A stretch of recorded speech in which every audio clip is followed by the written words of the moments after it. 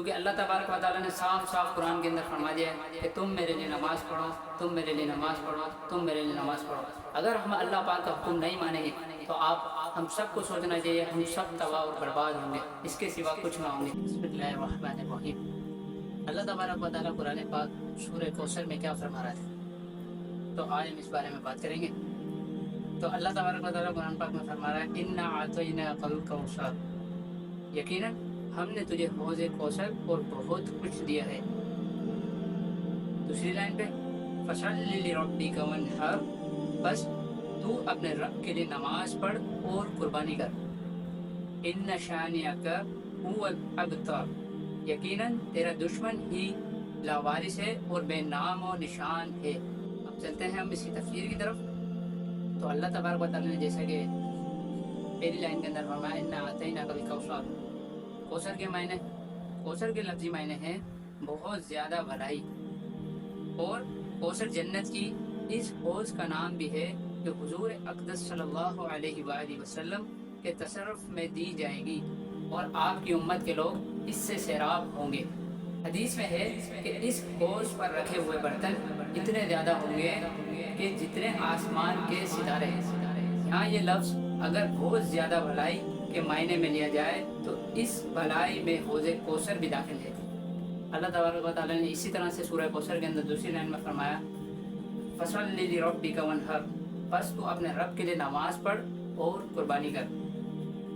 اسی طرح سے تیسری لائن کے اندر اللہ تبارک و تعالیٰ نے سورہ کوثر میں تیسری لائن میں فرمایا إِنَّ شَانِئَكَ هُوَ الْأَبْتَرُ، یقیناً تیرا دشمن ہی لاوارث اور بے نام و نشان ہے، بے شک۔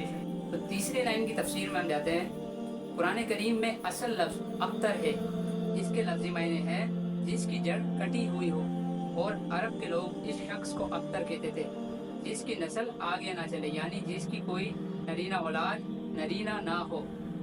جب حضور اقدس صلی اللہ علیہ وآلہ وسلم کے بیٹے کا انتقال ہوا تو آپ کے دشمنوں نے، جس میں عاص بن وائل پیش تھا، آپ کو یہ طعنہ دیا کہ معاذ اللہ ابتر ہیں اور آپ کی نسل نہیں چلے گی۔ اس کے جواب میں اس آیت میں فرمایا ہے کہ آپ کو تو اللہ تعالیٰ نے کوثر عطا فرمائی ہے، آپ کے مبارک ذکر اور آپ کے دین کے آگے چلنے والے تو بے شمار ہوں گے، ابتر تو آپ کا دشمن ہے، بے شک، جس کا مرنے کے بعد نام و نشان بھی نہیں رہے گا۔ چنانچہ ایسا ہی ہوا کہ حضرت صلی اللہ علیہ وآلہ وسلم کا تذکرہ اور آپ کی سیرت طیبہ تو الحمدللہ زندہ جاوید ہے، اور طعنہ دینے والوں کو کوئی جانتا بھی نہیں، اور اگر کوئی ان کا ذکر کرتا بھی ہے تو برائی سے کرتا ہے، بے شک۔ اللہ تبارک و تعالیٰ نے فرمایا سورہ کوثر کے اندر کہ کوثر کس کو ملے گی، تو حوض کوثر کس کو پینا نصیب ہوگا؟ اللہ تعالیٰ کس کو حوض کوثر سے جام پلائے گا؟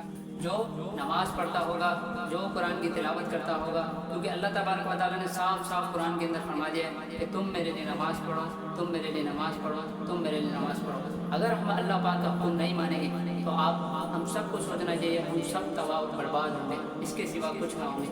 آج جو مسلمانوں پر ظلم ہے، ستم ہے، وہ صرف اور صرف اسی وجہ سے ہے کہ آج ہم اللہ کے آگے جھک نہیں رہے۔ اللہ تعالیٰ آپ سب کو، ہم سب کو نماز پڑھنے کی توفیق عطا فرمائے، آمین۔